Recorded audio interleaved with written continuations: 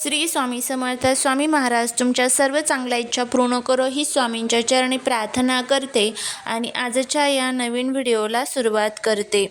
संक्रांतीची कर म्हणजेच ज्याला अनेक ठिकाणी क्रिकांत किंवा करीदिन असं देखील म्हटलं जातं. आज आपण जाणून घेणार आहोत एक अत्यंत दुर्लक्षित पण खूप प्रभावी असा दिवस. बुधवार 15 जानेवारी 2026 हा दिवस ओळखला जातो क्रांत म्हणजेच करीदिन या नावाने.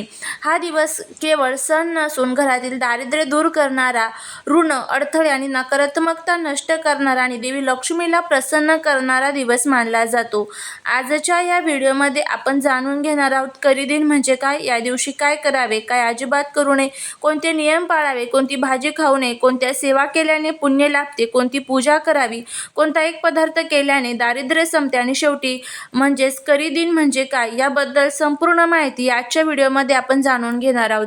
त्यामुळे जर तुम्हाला हा व्हिडिओ आवडला तर चॅनलला लाईक करून कमेंटमध्ये श्री स्वामी समर्थ लिहायला अजिबात विसरू नका, जेणेकरून स्वामींची तुमच्या कुटुंबावर, मुलांवर अगदी भरभरून अशी कृपा होईल. करीदिन हा शब्द काही प्रांत बदलले की त्या ठिकाणी तो बदलतो. संक्रांतीच्या दुसऱ्या दिवशी किंवा काही ठिकाणी संक्रांतीच्या दिवशीच हा दिवस घरगुती शुद्धीकरण, ऋणमोचन व लक्ष्मीपूजनासाठी पाळला जातो.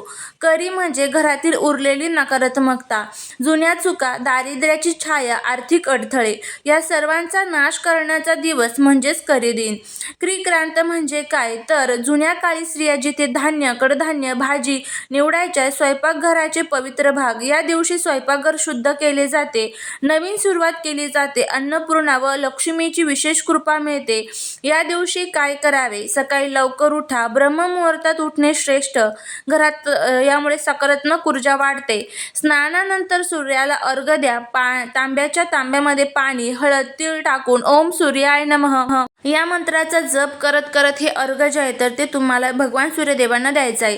स्वयंपाकघराची विशेष स्वच्छता करा. गॅस, चूल, भांडी, डबा, कपाट, जुनी तुटलेली भांडी बाहेर काढा, रिकामे डबे ठेवू नका. लक्ष्मी आणि अन्नपूर्णाची पूजा करा. त्यामध्ये त्यांच्यावरती तुम्ही कुंकुमार्चन देखील करू शकता. ओम अन्नपूर्णा सदापूर्णा शंकर प्राणवल्लभे हा मंत्र देखील म्हणू शकता. या दिवशी कोणत्या चुका ज्या आहेत तर त्या आपल्याला प्रामुख्याने टाळायच्या असतात. या दिवशी या गोष्टी जर आपण केल्या तर याचे जे दोष आहेत तर ते आपल्याला लागतात. त्यामध्ये सर्वात पहिलं म्हणजे उसने आणि उदार पैसे घेऊही नका आणि देऊही नका. भांडण करू नये, अपशब्द बोलू नये, संध्याकाळी घर झाडू नये, रिकाम्या भांड्यात अन्न ठेवू नये. त्याचबरोबर कडू, आंबट पदार्थ या दिवशी टाळायचे असतात. या दिवशी देवी लक्ष्मीची पूजा करावी. तांब्याच्या तांब्यामध्ये तीळ आणि गूळ ठेवून ते लक्ष्मीला अर्पण करा. तुपाचा दिवा लावा. स्वयंपाकघरामध्ये कोणती सेवा करावी? या दिवशी तुम्ही अन्नदान करा, वस्त्रदान करा, गरजू व्यक्तीला तीळदान देखील तुम्ही या दिवशी करू शकता. त्याचबरोबर या दिवशी आपल्याला आपल्या घरामध्ये विष्णू सहस्रनाम, विष्णू सहस्रनामावली, व्यंकटेश स्तोत्रम, लक्ष्मी गायत्री मंत्र, विष्णू गायत्री मंत्र ह्या सर्व स्तोत्रांचं आणि मंत्रांचं पठण जे आहे तर ते करायचं आहे. क्रांत म्हणजे जुन्या कर्माचा शेवट, नवीन समृद्धीची सुरुवात, अन्न, धन आणि आरोग्य याचा समतोल. या दिवशी जो नियम पाळला जातो त्याच्या घरात अन्नाची कमतरता कधीच राहत नाही असं देखील म्हटलं जातं. या दिवशी कडू बोलणे टाळा, अस्वच्छता टाळा, मांसाहार मद्यपान करू नका, झाडे तोडू नका, भिकारी एखादा आला तर त्याला रिकाम्या हाताने पाठवू नका. त्याचबरोबर घरामध्ये सुख, शांती, समृद्धीसाठी देवी लक्ष्मीला प्रार्थना करा. या छोट्या छोट्या गोष्टी ज्या आहेत तर त्या आपल्याला करीदिन म्हणजेच जे क्रांत आहे तर त्या दिवशी आपल्याला पाळायचे असतात. त्याचबरोबर या दिवशी काही भाज्या ज्या आहेत तर त्या आपल्याला संपूर्णपणे वर्ज्य सांगितलेल्या असतात. या भाज्या जर आपण खाल्ल्या तर त्याचे दुष्परिणाम जे आहेत तर ते आपल्याला भोगावे लागतात आणि आपण म्हणतो की मी खूप कष्ट करते, उपाय करते, सेवा करते, उपाय करते, पण तरीही मला त्याचं फळ का मिळत नाही? कारण ह्या ज्या चुका असतात ना त्यामुळे आपल्याला आपल्या केलेल्या सेवेचं जे फळ आहे तर ते मिळत नाही. या दिवशी वांगी, कारली, कांदा, लसूण, मुळा, टमॅटो, फणस, भेंडी यासारख्या पारंपरिक ज्या भाज्या आहेत तर त्या आपल्याला या दिवशी खायच्या नसतात. या भाज्या तामसिक प्रभाव वाढतो त्यामुळे या भाज्या खाल्ल्या जात नाही. मग आपण कोणत्या भाज्या खाऊ शकतो? बाकीच्या ज्या काही उरलेल्या भाज्या असेल त्या आपण सर्व खाऊ शकतो. या दिवशी आपल्याला घरामध्ये एक पदार्थ जो आहे तर तो आवर्जून बनवायचा असतो. हा पदार्थ जर आपण बनवला तर आपल्या घरातील सर्व दुःख दारिद्र्य जे आहे तर ते दूर होत असते.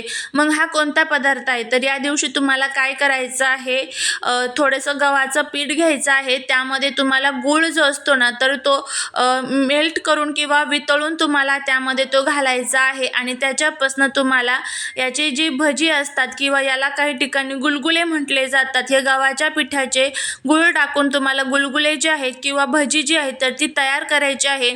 याला कर उलटणे असे देखील म्हटलं जातं. आता तुमच्याकडे याला काय म्हणतात ते माहीत नाही, प्रांताप्रमाणे त्याची नावं जी आहेत तर ती बदलत असतात. तर ही गुलगुले किंवा जी गोड भजी जी आहेत तर ती आपल्याला या दिवशी करायची असतात. आणि ही गोड भजी घरामध्ये का केली जातात, कारण आपल्या घरामध्ये वर्षभर गोडवा तयार राहावा, घरातील जे काही नकारात्मकता आहे, वाईट दोष आहेत, वाईट शक्ती आहेत तर त्या दूर राहाव्यात, यासाठी ही गोड भजी जी आहे तर ती या दिवशी घरामध्ये केली जातात.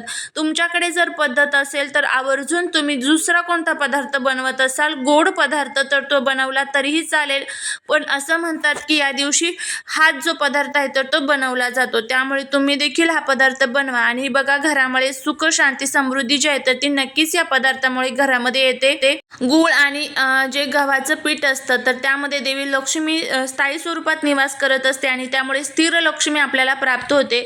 या सर्व गोष्टी ज्या आहेत तर त्या आपल्याला बुधवार करीक्रांत म्हणजेच करी दिनाच्या दिवशी आपल्याला पाळायचे आहेत. हे नियम जर आपण पाळले तर घरामध्ये सुख शांती समृद्धी जी आहे तर ती नांदेल. त्याचबरोबर या दिवशी घराची व्यवस्थितपणे साफसफाई स्वच्छता करून घ्यावी. बघा, आपले दरवाजे जे असतात ना त्यामधनं कधी कधी असा करकर आवाज वगैरे येतो आणि त्यामुळे घरामध्ये एक निगेटिव्ह एनर्जी जी आहे तर ती तयार होत असते. तर ही निगेटिव्ह एनर्जी दूर करण्यासाठी तुम्हाला जे आवाज आहे तर ते दरवाज्यांचे बंद करण्यासाठी त्याची व्यवस्थित ग्रीसिंग वगैरे करून घ्यायची आहे. त्याचबरोबर व्यवस्थित फरशी पुसत असताना त्यामध्ये हळद मीठ गोमूत्र टाकून तुम्हाला फरशी पुसायची आहे. हे छोटे छोटे नियम जे आहेत तर ते सुद्धा आपल्याला पाळायचे आहे. लहान मुलं घरामध्ये असतील तर तुम्हाला पिवळी मोहरी घेऊन ती त्यांच्यावरनं 7 वेळेस उतरवायची आहे, नंतर ती फेकून द्यायची. मुख्य दरवाजावरनं सुद्धा पिवळी मोहरी 7 वेळेस उतरवून ती फेकून द्यायची आहे. या ज्या गोष्टी आहेत तर त्या आपल्याला अगदी छोट्या वाटतात, पण याचे जे प्रभाव किंवा याचे जे परिणाम आहेत ना तर ते अगण्य असतात आणि त्याचा खूप चांगला फायदा जो आहे तर तो आपल्याला होत असतो. त्यामुळे ह्या गोष्टी तुम्ही करण्याचा प्रयत्न करा आणि बघा, खूप चांगला फायदा जो आहे तर तो तुम्हाला या दिवशी या गोष्टींचा होतो. आपल्याला हे परिणाम जे आहेत तर ते लगेच दिसत नाही, पण त्यावेळेस आपण एखाद्या अडचणीमध्ये असतो, एखाद्या दुःखामध्ये असतो, ज्यावेळेस आपण ह्या सेवा केलेल्या असतात ह्या पवित्र तिथींवरती, त्याचं हे पुण्य त्या अडचणींमध्ये नक्कीच आपल्याला कामा येत असतं. तर नक्की तुम्ही या ज्या सेवा सांगितलेल्या आहे, कनकधारा स्तोत्रम, विष्णू सहस्रनाम, लक्ष्मी गायत्री मंत्र, विष्णू गायत्री मंत्र, या सर्व स्तोत्रांचं आणि मंत्रांचं पठण करा आणि बघा, नक्कीच तुम्हाला त्याचा जो चांगला फायदा आहे तर तो बघायला मिळेल. घरातील दुःख दारिद्र्य दोष अडचणी ज्या आहेत तर त्या दूर होतील. झालेली सेवा ही महाराजांच्या चरणी रुजू करते. श्री स्वामी समर्थ.